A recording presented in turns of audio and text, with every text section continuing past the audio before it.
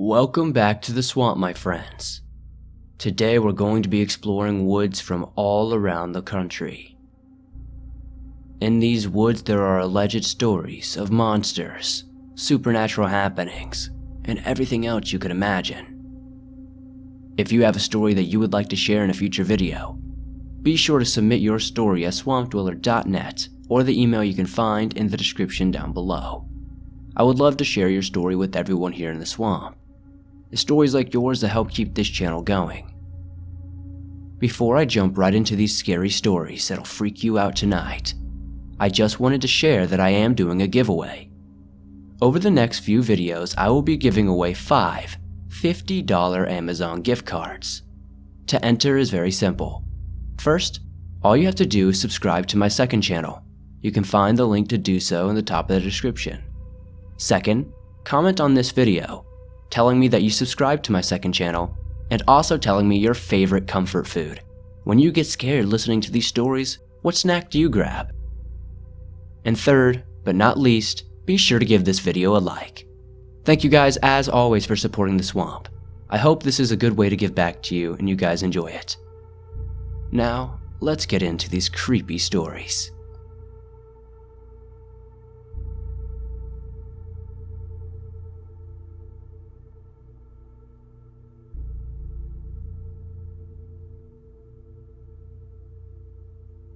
Imagine 1984, Eastern Europe, Romania to be exact.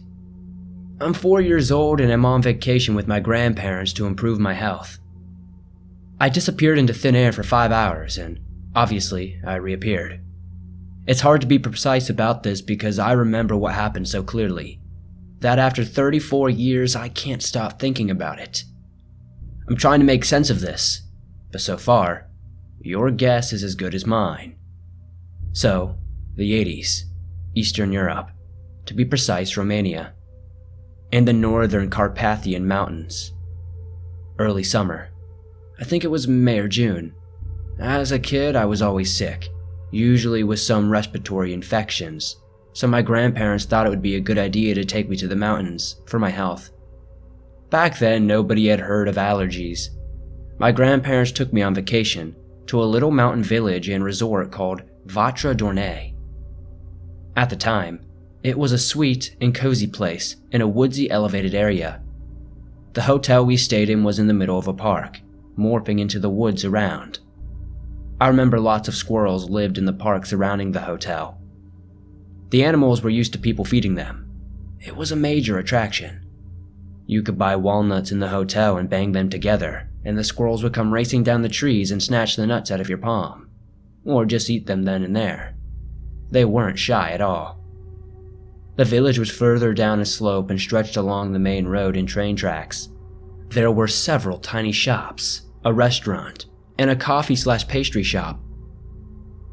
The train station was tiny, but it was the heart of the village. The main road then split into a U-bent Y shape over a narrow concrete bridge. The side road ran with the broad creek on one side and a woodsy rocky slope on the other, with only one row of civilian houses. And that was it. That was the village, as far as I remember. The water in the creek was low and had a bluish-green look to it, and it was a hot and cloudless day, maybe a bit muggy. A fairly pleasant day. Birds chirped, the creek whispered, there was the warm, sweet-scented wind rustling through the lush of green trees. It was nearly noon when my grandparents and I were on our way into a boutique of sorts. For some unknown reason, I really don't know why I got so weirded out by that shop, I didn't want to go in. I told my grandparents that I didn't want to, but they tried to drag me along. I'm a dog now. Dogs aren't allowed inside. I grabbed a light pole in front of the shop and hooked my arms around it, like children tend to do. I was serious about it, and demonstrated with stubbornly clinging to it. Hiding my face from Grandma and Grandpa, I remember my gran losing it and just telling me, "Fine, dogs stay where you leave them." I simply nodded. Happy to have gotten my will, honestly. I barked, panted, and looked around, scratched my ear with a pretended paw. Then it went fuzzy.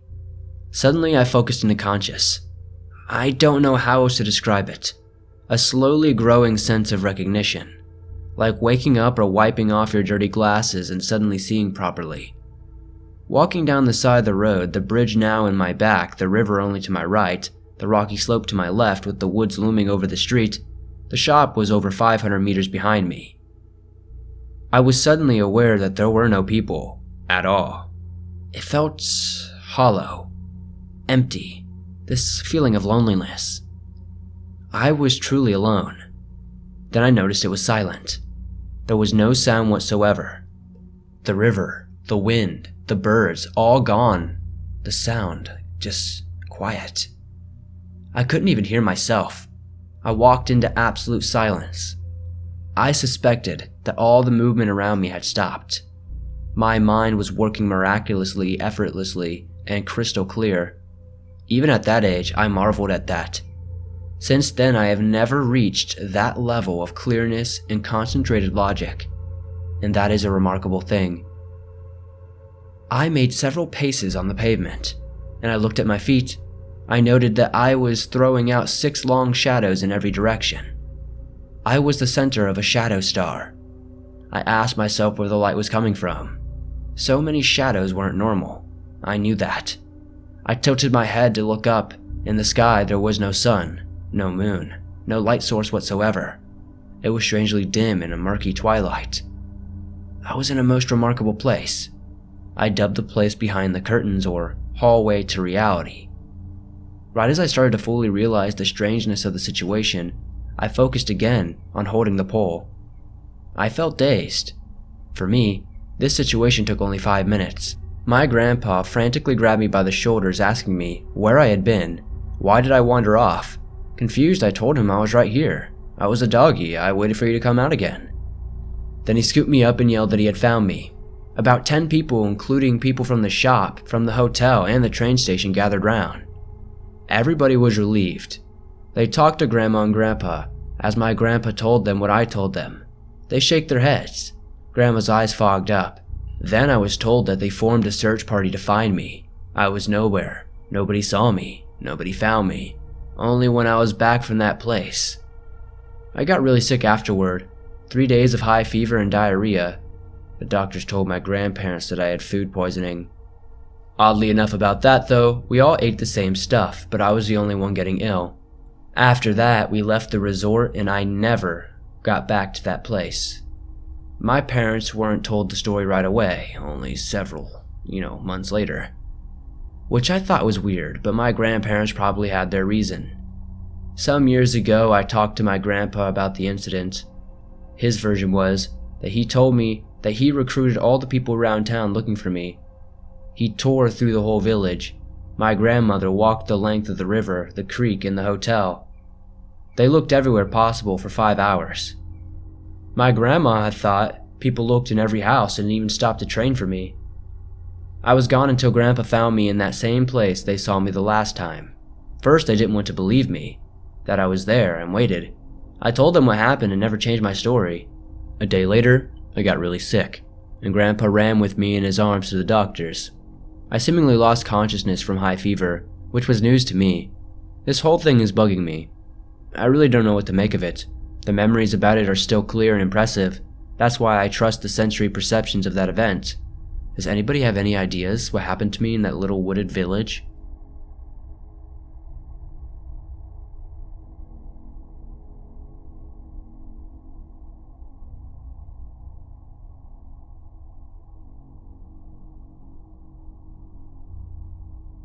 I work in a wildlife rehabilitation center in the middle of the forest atop a hill, about 20 minutes away from the nearest streetlight. It's a beautiful property during the day, but at night you can hardly see your hand in front of your face unless the moon is high enough over the trees to shed a little light. For privacy's sake, I won't be giving the name or location of the facility. I started working here last year, usually being put on the closing shift from 11 a.m. to 9 p.m., but we typically were on the property until the wee hours of the morning, since the sheer number of animals in our care prevented us from going home before everything was complete. The facility itself is deeply haunted. I've known this since a few weeks into my employment. One of the routes for the Trail of Tears actually went through what is now the property, but more on this later. These are some of the stories I've collected while working here. One night, as we were all wrapping up downstairs and getting ready to shut down for the evening, the doorbell rang. It must have been around 10 p.m. by then, and we close admissions by 5 usually. All of our admissions are by appointment only, but on occasion, we'll get a walk-in.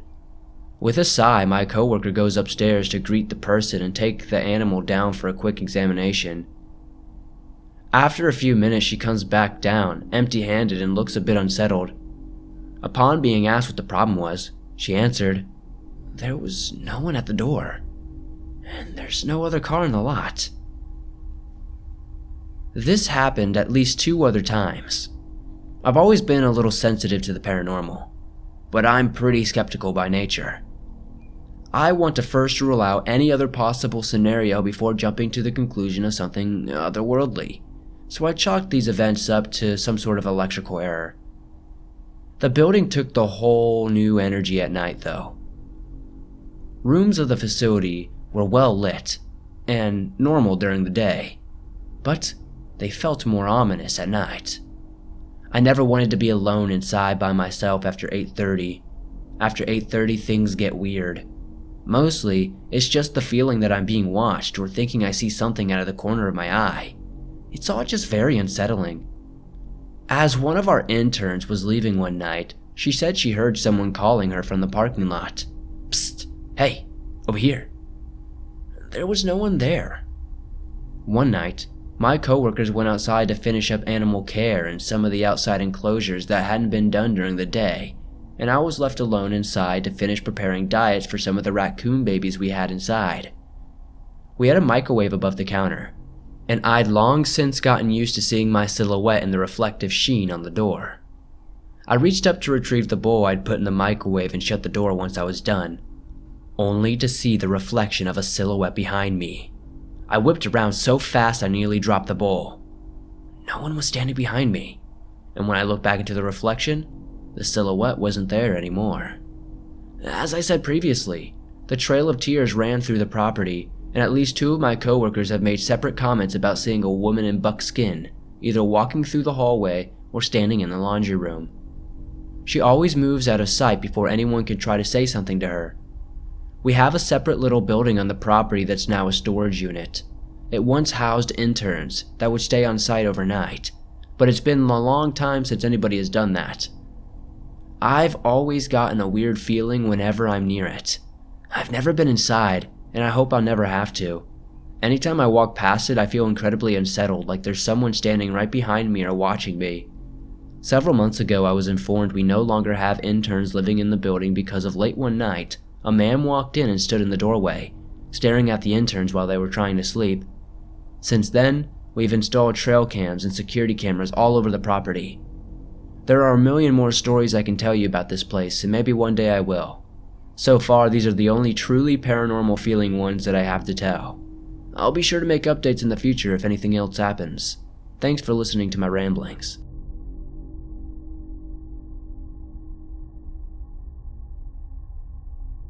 One night, I was outside trying to get my pug inside. He didn't want to come in for some reason, and was running from me with a leaf in his mouth. So I chased him, playing with him a bit. I live near the woods, and all of a sudden I heard this music. But it wasn't actually music. It's hard to explain, but the best way I can describe it is that it sounded like wind chimes. Only they definitely weren't actually wind chimes, by the way they sounded and how fast it ended. It happened for maybe 3 seconds, and it sounded like a ton of them were going off at the same time. Then, it just abruptly stopped. I snatched my dog up and noped the heck out of my yard. Curious, I went inside and I googled this. I found something on Reddit from a group from 2015 who had really similar experiences with the wind chime sounds coming from the woods. Some people commented that it was fairies or something like that. It sounds like it could come from Fae folklore, but I'm not sure. So, I wanted to write into the Swamp Dweller Show to see if anybody in the comment section might know what this could be.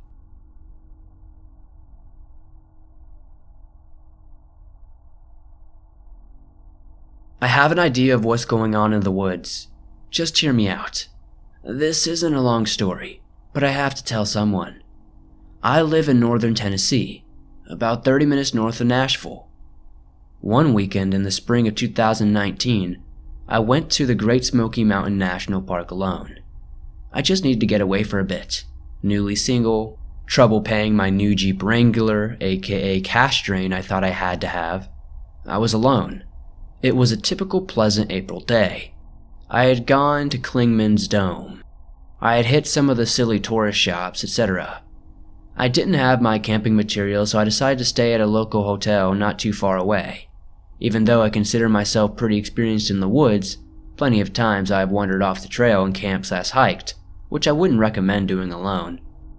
Anyways, sorry to stray.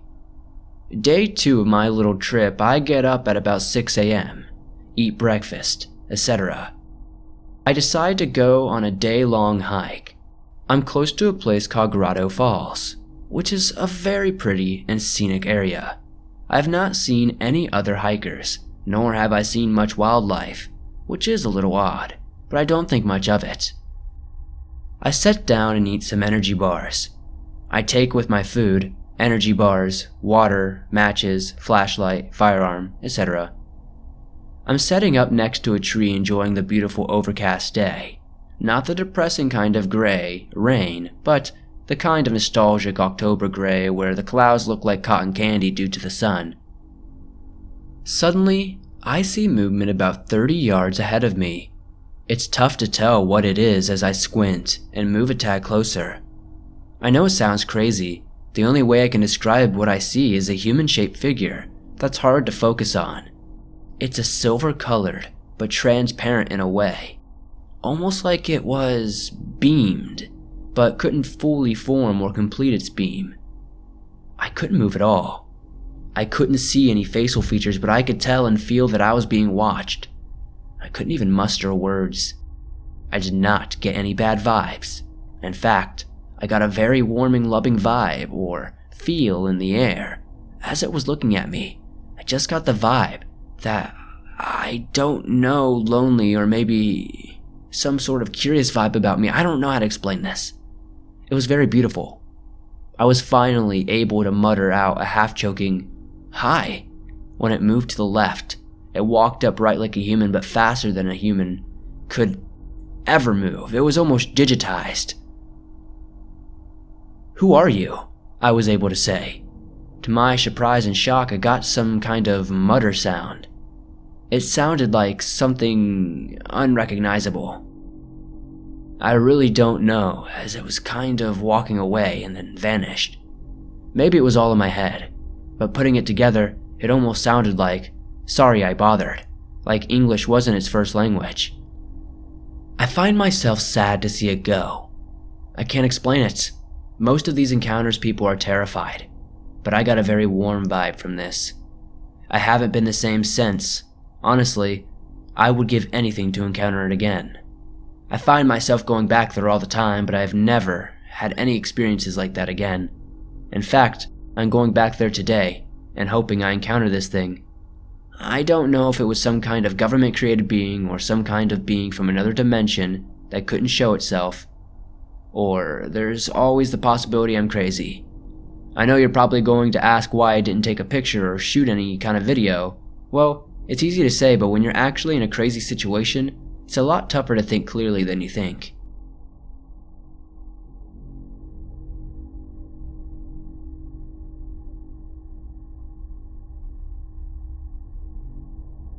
Hi, my name is Zachary, and at the time of my story I was 13 years old.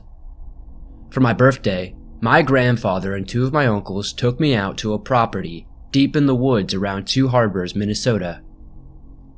When we got there from our 6-hour drive, we noticed that no hunting signs were right next to the entrance and had been bent in a way that looked like someone extremely heavy smashed the palm of their hand down on the top of the sign. After we unpacked our things, we made dinner and got our 4-wheelers out of our trailer. They will come into play a little bit later in the story. I went to look around the area of the sign. Looking closer at the sign, I could see on the back of it there were 4 deep, long claw marks, like something had crushed it like a soda can, and ran a knife along the outside of it. I looked around, and I saw some massive canine footprints around the size of a softball. I started to get an uneasy feeling because I have heard of the stories and have been a true believer in the paranormal and cryptids my entire life. After I got back, we set up a bonfire out of the foliage from 2 150-foot pine trees my uncles had cut down for poles. During the fire, I noticed that the forest went eerily quiet. Too quiet to feel safe. Now, I've grown up in the woods and have come face to face with 500-pound black bears and have not been afraid. I've had my camp that our idiot selves didn't have a fire going in surrounded by wolves and coyotes, and still I wasn't afraid. But I can tell you, I was very nervous about the next couple of hours.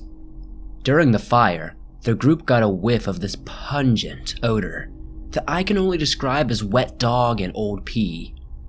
My uncle, who we'll call Mike, literally vomited.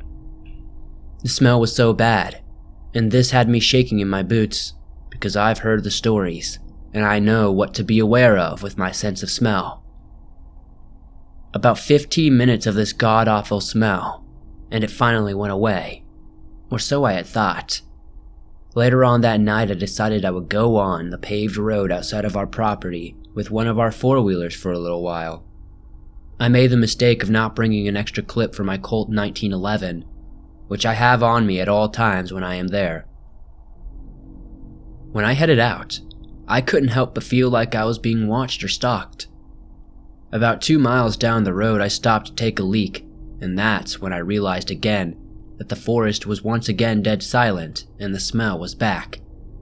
I reached for my gun that was in my back waistline, but before I could even get the gun out, this giant menacing creature came slowly walking out of the woods on all fours. At about this time, I was 10 feet or so from the ATV, which I luckily left running for the short time that I would be gone. Now, this creature walked out and I was immediately in shock. I had no idea what I was looking at, but every fiber in my body knew I was looking at some sort of werewolf. Then before I could blink, I heard this gut-wrenching, popping noise as the creature stood up on his hind legs. He had deeper amber eyes that were filled with pure rage and hatred. Its fur was a light black, almost gray color that shone brightly in the light of the moon. Before this creature had time to tear me into pieces, I got my butt on the ATV and floored it out of there at 35 miles per hour. But the creature gave chase. At that moment, when I saw that it was keeping up with the ATV, I felt like I was going to die at any moment. My anxiety was through the roof. It was then that I realized my gun was still partially in my waistline. I pulled it out, loaded one in the chamber, while still driving at now almost 45 miles per hour. The ATV's top speed. I took the gun off the safety and fired around directly into its face.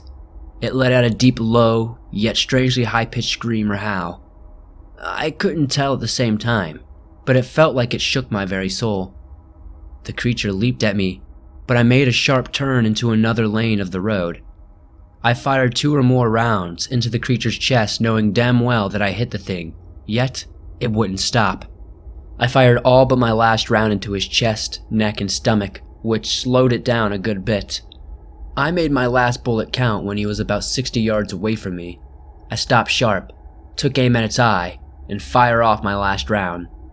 Apparently, I hit it dead on because it went barreling down onto the pavement and just lay there motionless without life. I slowly made my way over on the ATV, which was now almost out of gas, and to make sure it was dead, I took out the machete in the back of the ATV and stabbed it clean into the beast's other eye, knowing that I destroyed the brain, and that it would never bother anyone again. I moved the body onto the side of the road, and that damn SOB was heavy.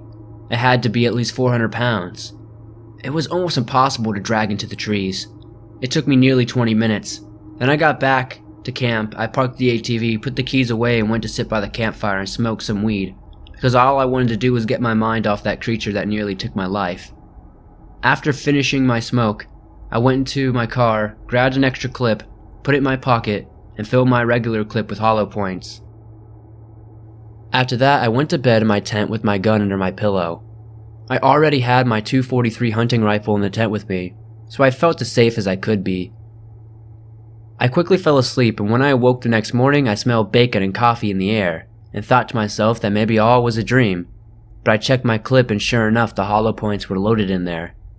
I walked over to where I parked the ATV the night before, and there was a deep, long single claw mark on the back, which I later got my butt chewed out for from my grandfather.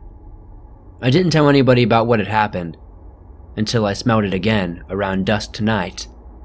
I was going to be on my guard because if there's more than one around there, there's usually a whole pack. So I kept my rifle, my Colt, and an extra magazine for both guns with me all day, especially on the trails. Besides the smell, that day was rather uneventful. When I went to see the body at around 8 o'clock, it was gone. No blood, no body, no fur, nothing. It was just the area where I had dragged it along and dropped it the night before. I wasn't taking any chances, so I decided to stay at camp and stay awake most of the night. The next day I went out with my .22 and did some rabbit and squirrel hunting for dinner that night. Around noon I heard the same howl as when I shot the beast for the first time the night before, and there were shivers running up and down my spine. Now I still had my handgun, so I knew I would be alright against one of them, but I knew if there were multiple, I would have never stepped foot on that land. The trees around me began to shake. There were branches falling everywhere around me, and that's when I saw the dog man from 2 nights prior. He had a soul-wrenching snarl on his face. I'm happy I had already turned the four-wheeler around because I hit the gas and didn't let off until I was back at camp. We left that night, and to this day, I do not want to return to that property ever again. I warned my grandfather and uncle, but they didn't believe me, and they think I just saw a bear or something. But for me, I know it wasn't a bear.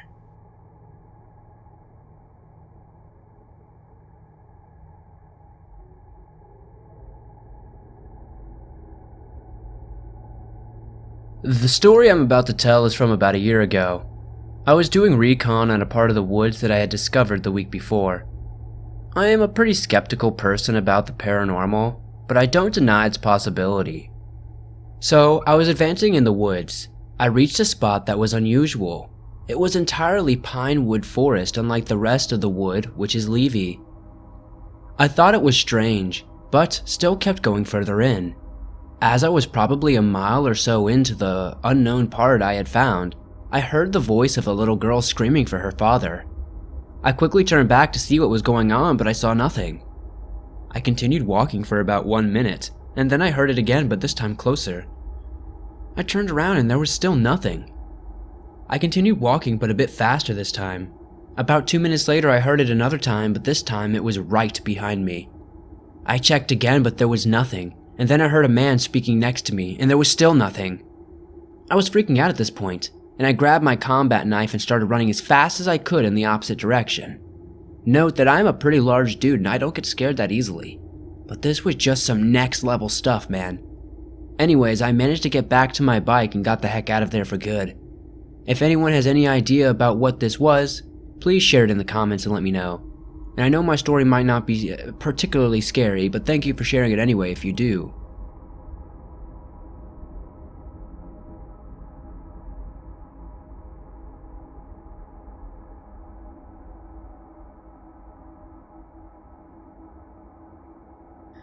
Thanks for listening to these creepy and downright unexplainable stories from deep within the woods all around the world. If you enjoyed these stories, please be sure to hit that like button as it helps me out a ton. If you're new to the swamp, why not join us? Hit that subscribe button and turn on notifications to never miss a new video, as I upload them almost every single day, and all things natural and supernatural. If you have a story that you would like to share in a future video, whether it's a deep woods story or something else, be sure to submit it at swampdweller.net or the email you can find in the description down below. I would love to share your story with everyone here in the swamp. It's stories like yours that help keep this channel going. If you're not aware, you can download your favorite Swamp Dweller scary stories on iTunes, Spotify, Podbean, Stitcher Radio, and just about every other major podcast platform out there. I appreciate you guys always supporting the swamp. And to say thank you, I wanted to do a giveaway. For the next couple of videos, I will be giving away 5 $50 Amazon gift cards. All you have to do to enter is 1. Subscribe to my second channel, which you can find the link to do so in the top of the description. I can see everyone who subscribes. 2. Be sure to come back to this video, comment down below that you subscribe to my second channel, and also comment your favorite comfort food while listening to scary stories. What's a snack that you like to eat while you're scared? And 3. Be sure to like this video. I'll see you guys soon with another creepy video. Tally ho, my friends.